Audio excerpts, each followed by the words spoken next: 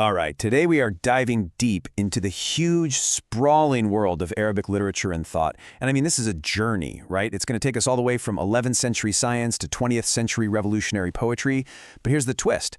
Our guide for this whole exploration, it comes from a place you probably wouldn't expect. Yeah, believe it or not, our whole deep dive today is based on this, the Journal of Arabic Studies. And get this, it's published by the University of Kashmir in India. I mean, how cool is that? It's just the perfect example of how these ideas have this truly global life, you know?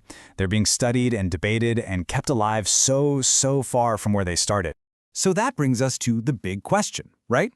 What in the world connects an ancient scientist, a pioneering journalist, and a revolutionary poet? I mean, seriously, think about it. An 11th century polymath, one of Egypt's very first female journalists, and a 20th century poet of resistance. They sound like they're from totally different universes. But as we're about to find out, they're all threads in the exact same powerful story. The story of how the written word has evolved. Okay, so first up, let's head back in time. We're going to start with voices from the past. And what's so interesting is that scholars today aren't just, dusting off old books and reading them. No, they're actively re-examining these absolute giants of history, and they're questioning everything we thought we knew about how entire literary forms even came to be. And speaking of giants, listen to this quote. It's from the 11th century scholar Al-Biruni. The story behind it is just wow. So picture this. He's literally on his deathbed. A friend comes to visit and mentions some super complicated inheritance problem, and Al-Biruni, in his final moments, insists on learning the answer right then and there. It's just the perfect encapsulation of his lifelong, absolutely insatiable hunger for knowledge.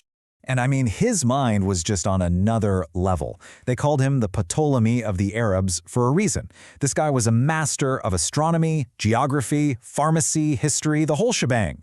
And what's really fascinating is that for him, there was no conflict between science and faith. Nope, he actually tried to understand things like astronomical events through the lens of the Quran. Just an absolutely staggering intellect, truly one of the greatest the world has ever seen. So this spirit of looking back and re-examining things, it doesn't just apply to individual geniuses like Al-Biruni. It also goes for entire literary forms. Scholars are digging into how genres like, say, the historical novel got their start. How did writers start using the past as a way to say something new, and often pretty controversial about their own time? And a really fascinating example of this is the incredible Egyptian writer Taha Hussein. In his work on the margin of the Sirah, he completely flips the script on how women in early Islamic history are seen. I mean, he doesn't portray them as passive at all. He shows them as powerful agents of change. There's this amazing scene where the women of the Quraysh tribe physically form a circle around a man named Abdullah, just refusing to let his father sacrifice him. He also spotlights women as wise advisors and even powerful traders like Khadijah. For the time, this was a totally radical way to retell a foundational story. All right, let's hit the fast-forward button and jump ahead a few centuries.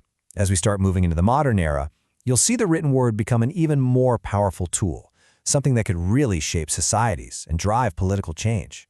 And one of the biggest changes? It was in the language itself. Before a guy named Sheikh Mohammed Abdu came along in the late 19th century, a lot of Arabic prose was, well, it was super ornate and complex. You practically had to be a scholar to understand it, so it was really only for a tiny elite. Abdu just completely revolutionized all that. He pushed for a style that was clear, direct, and accessible to more people. And in doing so, he turned writing into this powerful tool for debating all the urgent social and religious issues of the day. And this new, clearer prose, it blew the doors wide open for incredible voices like Amina El-Said. I mean, she was an absolute trailblazer, one of Egypt's very first female journalists. For more than 40 years, she ran this super popular column called Ask Me, where she'd just dive in and tackle readers' real-life social problems. She wasn't just a columnist, she was a full-blown public intellectual, writing books that picked apart the social fabric of Egypt. Now, at the same time this is all happening, fiction, the novel, is becoming a space for even more daring critiques of power. Novelists started using allegory, which is kind of like telling a symbolic story, to explore really explosive political ideas that you just couldn't say out loud. And if you want to see this in action, you have to look at Nobel laureate Naguib Mahfouz's novel Journey of Ibn Fathoma. It's an absolute masterclass in political allegory. So the hero, he travels through all these different lands, and each one is basically a stand-in for a political system. You've got a land of pure atheistic hedonism, then a rigid theocracy ruled by a king, and finally, a land where absolute freedom is the only goal. Through this whole journey, Mahfouz manages to critique pretty much every major ideology out there without ever having to name a single one. It's brilliant. Okay, let's switch gears a bit and talk about poetry. Because in the 20th century, modern Arabic poetry kind of developed these two distinct, powerful, and often competing souls. On one hand, you had poetry that was deeply personal, and on the other, poetry that was fiercely political. So on that personal side, you had the Romantic movement. Poets like Khalil Mutran and the writers from the Apollo School, they turned inward. They used simple, really lyrical language to just explore the self. It was all about individual feelings, deep emotion, and maybe escaping the chaos of the world by finding some peace in nature. But for a whole other group of poets, for a new generation that was staring down colonialism, occupation, and injustice every single day, poetry just could not be an escape. No way. It had to be a tool. It had to be a voice. It had to be a weapon.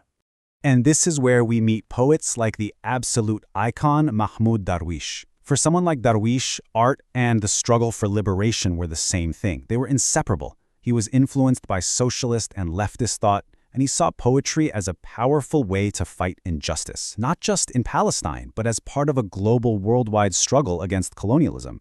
I mean, his work gave voice to millions and completely redefined what poetry could even be for an entire generation. So look at how far we've come. We've gone from an 11th century scientist all the way to a 20th century revolutionary. So what's the big takeaway here? What does it all mean? Why do these voices being studied in places like Kashmir, why do they matter to every single one of us right now? Well, we've come full circle, haven't we? We're right back where we started, looking at our source. Because this journal, it's so much more than just a collection of academic articles. It's living, breathing proof of a global conversation, one that stretches across centuries and across continents.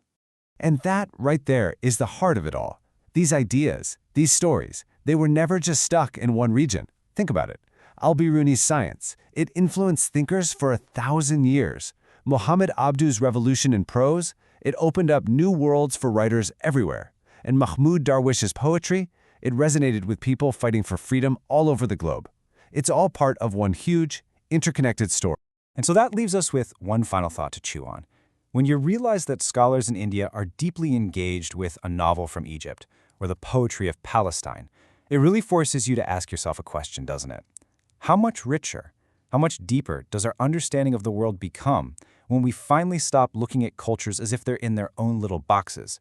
Instead, we start seeing all the powerful, incredible connections between them.